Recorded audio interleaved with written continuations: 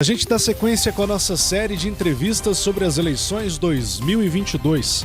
A gente conversa agora com o presidente do maior partido de Santa Catarina, ou um dos maiores, que é o MDB, que tem uma história no estado e que busca aí, mais uma vez, voltar ao executivo. O nosso entrevistado é o deputado federal e presidente do MDB de Santa Catarina, deputado federal Celso Maldaner, que é aqui da nossa região oeste catarinense. Presidente, bom dia, seja bem-vindo à programação da Rede Princesa. Bom dia, Guilherme.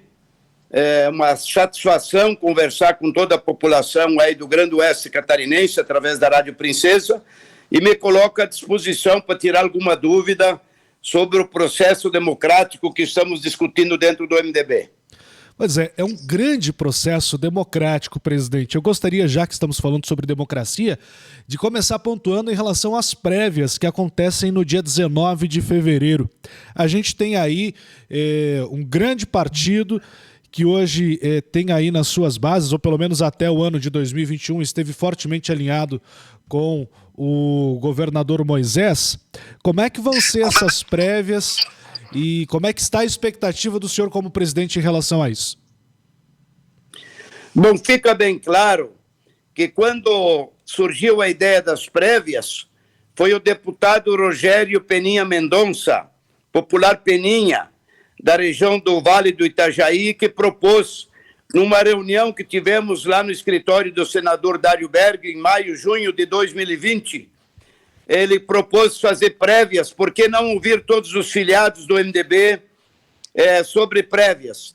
Naquele momento, o MDB estava votando para caçar o Moisés. Aliás, não só o MDB, o PSD, PSDB, parte do PL, os partidos que estão comandando, na época estavam votando para caçar o Moisés. E quem assumiria, na verdade, era para caçar o Moisés e também a vice-governadora Daniela. Aí a Daniela recorreu a Brasília e ganhou lá na justiça tirar o nome dela fora da cassação, porque ela não tinha envolvimento com os 33 milhões dos respiradores. Então, daí a tática mudou da Assembleia Legislativa. Em vez de caçar o Moisés, o relatório foi mudado do Valdir Cobalcini, claro, alegando que o Ministério Público não encontrou culpa no governador, alegando que a Polícia Federal não tinha provas que o governador estava envolvido, mas, na verdade, o Júlio Garcia seria o governador. Ele assumiu o governo de Santa Catarina, mas quando tiraram a Daniela, e a dela já estava declarado que ia a favor do Jorginho Melo, do Merizio. Aí a tática mudou, então, para salvar o Moisés.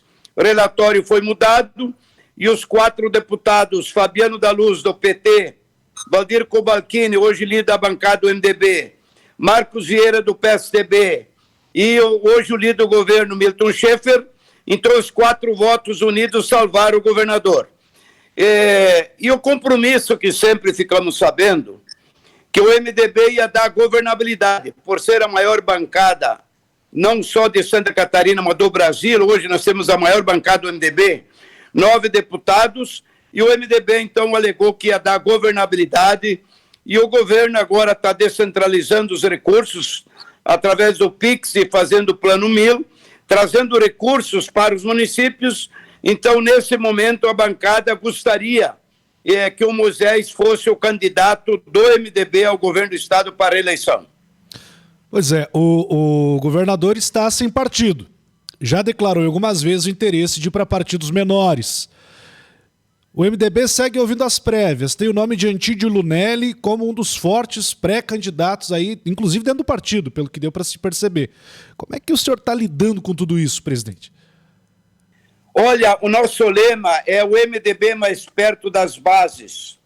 Nós fizemos 36 reuniões presenciais, onde levamos o Antídio Lunelli nas 36 regionais, levamos o senador Dário Berg também como pré-candidato, e também na época coloquei o meu nome.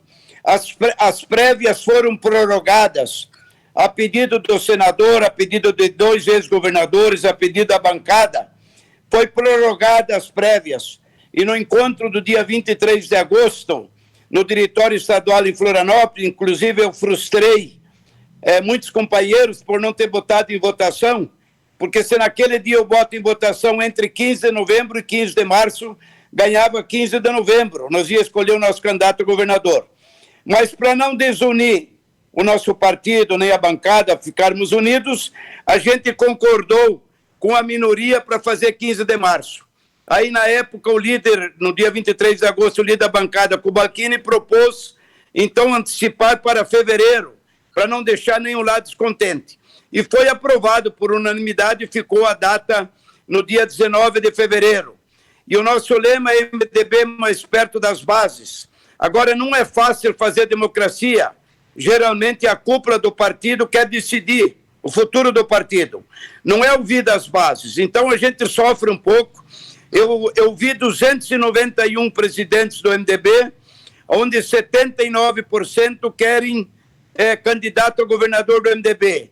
E hoje o nome que se apresenta em melhores condições é o gestor Antídio Lunelli, nosso prefeito de Jaraguá do Sul, e com certeza será o grande vencedor das prévias, para ser o nosso candidato a governador. Em cima disso, tem alguns que estão tentando inviabilizar as prévias, porque não é fácil, né, ouvir as bases, né? Então eu entendo que o MDB mais perto das bases, sempre foi dito que o MDB ia dar governabilidade para o governador Moisés, ele tem o direito à reeleição, não se definiu ainda, e ele que escolhe o partido que ele quiser e concorra, né? Mas o MDB eu acho que tem que respeitar o pensamento da maioria, que é ter o nosso candidato governador do MDB e votar no 15. Existe alguma possibilidade, pelo menos por parte aí, ouvindo as bases, ouvindo todos os presidentes dos diretórios municipais, de ter Moisés, pelo menos como vice? Porque na cabeça a gente já sabe que não existe essa possibilidade, né? E eu não vejo outra possibilidade, porque por Moisés não correndo a reeleição, como é que ele faz? Ele teria que renunciar ao governo. E ele não vai entregar para a Daniela Rainer, porque eles não se conversam, né? Justo. E a Daniela Rainer vai se inscrever para a Coreia deputada, mas ela pode, em qualquer momento, abandonar a deputada e assumir o governo. Então, eu não acredito. O Moisés, o único que ele pode é ou terminar o mandato, né? E sair aplaudido no final do governo, como um grande municipalista que está valorizando os municípios, ou a única chance dele se filiar num partido e correr a governador. Eu não vejo outra possibilidade. E existe a possibilidade do MDB apoiar o governo Moisés? Olha, ouvindo as bases, já ficou bem claro. 79% das bases querem MDB número 15 na cabeça, um dos 3 pré-candidatos. 19% aceitariam Moisés filiado no MDB. 1% aceitaria ele filiado num pequeno partido.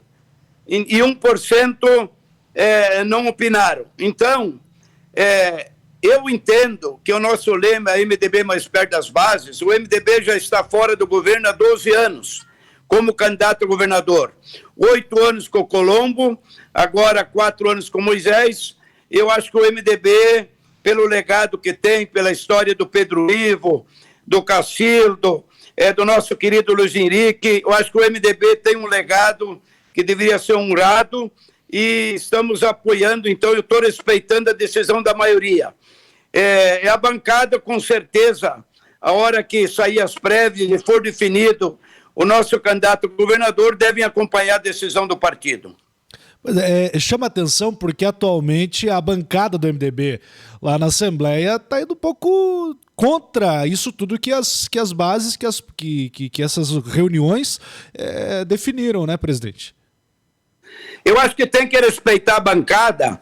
A bancada está viabilizando em torno de 200 milhões aí cada parlamentar para suas bases. Eu acho que tem que respeitar a bancada, até sair a convenção oficial que vai definir o nosso candidato. Na verdade, o nosso candidato será definido dia 19 de fevereiro agora. Nós não podemos mais esperar, porque tem outros partidos que nós estamos conversando com a União pelo Brasil, com o Podemos, com o PSDB, com o PSD, e eles querem saber quem que é o candidato do MDB. Então, até o dia 19, vamos definir e vamos respeitar as bases do MDB. Na prática é difícil, né? Porque a cúpula quer decidir. Eu acho que a bancada é um segmento do partido, 2 ex-governadores, o senador também. A gente respeita muito eles, né? Ninguém quer perder senador do partido, nada. Mas acho que tem que respeitar o sentimento das bases. E hoje, pelo que eu sinto, o Antídio Lunelli, um grande gestor, hoje Jaraguá do Sul é o 2º município do Brasil, em todos os... em qualquer setor que tu analisar, seja na área social, econômica, no PIB. Então, eu acho que o MDB tem um grande candidato e eu não vejo como, né, não respeitar esse sentimento das bases. Por isso que, e claro, o único compromisso que nós cobramos do Antídio Lunelli é olhar com muita atenção pelo nosso Grande Oeste. Nós somos o maior produtor de proteínas animal do mundo e estamos abandonados aí como nunca, tanto pelo governo federal como pelo governo do estado. Se nós pegar a SC 283, por exemplo, que sai de Concórdia passando por Ceará, Chapecó, só ali precisa 500, 600 milhões de investimento. Então nós estamos muito mal de infraestrutura, tanto nas rodovias estaduais como nas federais. Os nossos produtores rurais que investem tanto nas suas propriedades, fazem financiamento, não tem água, não tem energia trifásica, quer dizer, tem que tudo particular. Eu acho que o governo tem que fazer pavimentação rural, o governo tem que levar energia trifásica, o governo tem que levar água para os nossos produtores rurais, garantir cisternas de 1 milhão, 2 milhões de litros de água, porque é nós que produzimos tanto. Então, eu acho que é fundamental levar conectividade e alta complexidade aqui no oeste de Santa Catarina. Então, chega de abandono e eu acredito muito no potencial de Antídio Lunelli, que vai olhar com muita atenção para o Grande Oeste catarinense. Muito bem. Presidente, o senhor falava antes sobre alguns partidos que há uma conversação. Destaque para o PSD do ex-governador Raimundo Colombo, que tem sido um opositor ferrenho ao atual governo de Carlos Moisés. Como é que estão essas conversas, não só com o PSD, mas com os demais partidos? O senador Jorginho Melo, do PL, disse semana passada que está todo mundo na fase do se conhecer. O presidente do PT falou em um namoro. Há essa realidade também no MDB? Nós já conversamos com o Raimundo Colombo pessoalmente, mais de uma oportunidade. Já conversamos com o Jean Nero, da União pelo Brasil. Conversamos com Clésio Salvaro, do PSDB, com a Giovana, com o nosso presidente em exercício, que é o prefeito Pacheco de Concórdia. Estamos conversando com todos os partidos, né? Então há um bom diálogo. E eu tenho o sentimento que no dia 19, que o MDB definiu o candidato a governador, nós vamos ter uma ampla coligação para o executivo. E também vamos renovar o nosso partido, porque não adianta nós ir de vice do Moisés e elegermos 4 ou 5 deputados estaduais e um deputado federal. Eu acho que com o Antídio Lunelli, candidato a governador, e coligado com outros partidos, é um projeto vencedor e vamos renovar o nosso partido. Nós temos muitas lideranças novas que querem espaço dentro do MDB. Eu dou exemplo aí do nosso vice-prefeito de Xanxerê, do Adilson Biasucci. Eu dou exemplo do prefeito São Lourenço do Écio Calef, do Quito Fossá. Nós temos como renovar muito o nosso partido. Eu acho que tem que dar oportunidade para quem quer deixar o seu legado e dar sua contribuição. Então, estou muito otimista e Deus sempre bota a mão na hora certa. Esperamos que dê tudo certo, as prévias no dia 19, e vamos definir o nosso candidato a governador. Certo. Dentro desse contexto todo, a gente precisa falar um pouquinho também sobre projeto para Santa Catarina, presidente. Independente de quem seja o candidato do MDB, o MDB sempre, e eu lembro-me principalmente do governo Luiz Henrique, trazia aí na sua essência, né, um grande projeto, um projeto a longo prazo. O que é que o MDB de hoje, inspirado aí nos demais governadores, na sua trajetória, vê como um projeto de futuro para o estado de Santa Catarina, que é um grande estado economicamente falando, com o seu povo trabalhador, mas que também tem muito a melhorar? Nós aqui no Oeste não temos desemprego, só não trabalha quem não quer. Nosso problema aqui não é tanto de segurança nem de mobilidade urbana. O nosso problema principal é infraestrutura. Então, a Ferroeste, ligando Cascavel a Chapecó, eu diria que é uma prioridade, porque as nossas agroindústrias hoje estão trazendo insumos, trazendo milho em cima de caminhões, de caretas, de bitrens, e temos que ir até no centro-oeste do país, no Mato Grosso. Então, acho que vai facilitar. A ferrovia norte e sul é fundamental para chegar, no mínimo, nesse trecho. E agora que nós mudamos a lei, que será por autorização e não mais concessão, nós temos mais de 70 empreendedores, consórcios no Brasil interessados. E já se inscreveram também para fazer a ligação de Cascavel a Chapecó. E, claro, a Ferrovia do Frango, de São Miguel do Oeste a Itajaí, seria um segundo passo. Então, acho que nós temos que pensar agora com a nova legislação, trazer ferrovia para baixar os custos de produção, senão nós vamos inviabilizar nossas agroindústrias, incentivar mais a produção de milho. A Santa Catarina ainda tem área no norte do estado, na região de Canoinhas. Nós temos, acho que temos que dar incentivo. Infelizmente, nós dependemos de 7 milhões de toneladas de milho, milhões de toneladas, e produzimos esse ano 1 milhão e pouco em função da estiagem, e também ano passado. Então a ferrovia é muito importante, mas eu diria a duplicação da BR-282. Nós não podemos mais se contentar com terceira faixa, é urgente viabilizar a duplicação da 282. A 163, lá de São Miguel do Oeste ao Paraná, é uma vergonha. Esse final de semana eu fui a Toledo e foi praticamente o Paraná já está sendo tudo duplicado a BR-163, com dinheiro da Itaipu duplicando. E nós abandonado como nunca. Foi ainda licitado no governo Michel Temer, o governo federal não bota dinheiro, agora o governo estadual botou 100 milhões. É uma vergonha. A BR-163 de São Miguel do Oeste, a divisa com o Paraná, a federalização do trecho de São Miguel do Oeste e Itapiranga, a ponte em Itapiranga, nós temos tanta falta de infraestrutura. O que eu falei antes da 283 de Chapecó, passando por Ceará, Concórdia, eu diria o principal problema nosso é a infraestrutura. E nós não se contentamos mais só com rodovias estaduais e federais. Precisamos pavimentação rurais para os nossos empreendedores que tanto investem. Precisamos garantia de energia elétrica, subestações. O governo tem que olhar com outro olhar. Nós não temos infraestrutura para sustentar o Estado. 35% do o agronegócio representa 35% do PIB em Santa Catarina. O senhor acredita e por que estamos abandonados? Então, eu acredito muito num planejamento estratégico e grandes investimentos para a nossa região. O senhor acredita, então, que o próximo governador ele deva ter um relacionamento um pouco melhor com o governo federal? Com certeza.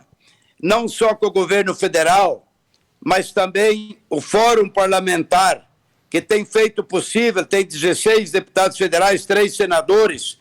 Eu acho que a responsabilidade é muito grande do Fórum. Nós temos colocado dinheiro, o governo federal veta. No último veto foi de 43 milhões.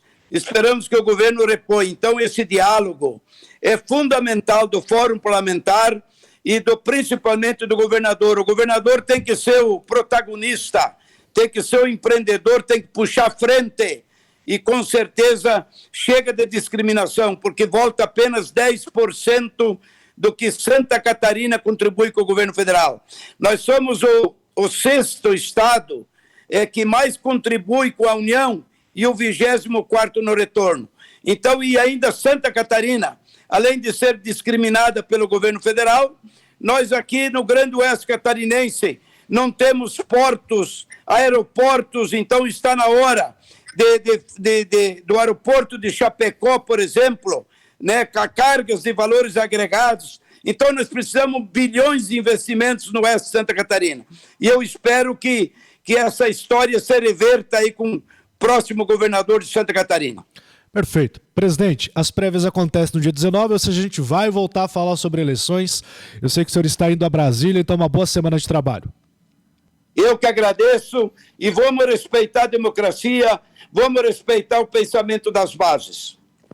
Muito bem, nós conversamos com o presidente do MDB, deputado federal Celso Maldaner, que voltará a conversar com a gente, lembrando que o MDB define o seu pré-candidato ao governo do estado no dia 19 de fevereiro. Rede Princesa nas eleições 2022. Há 55 anos, a marca da credibilidade.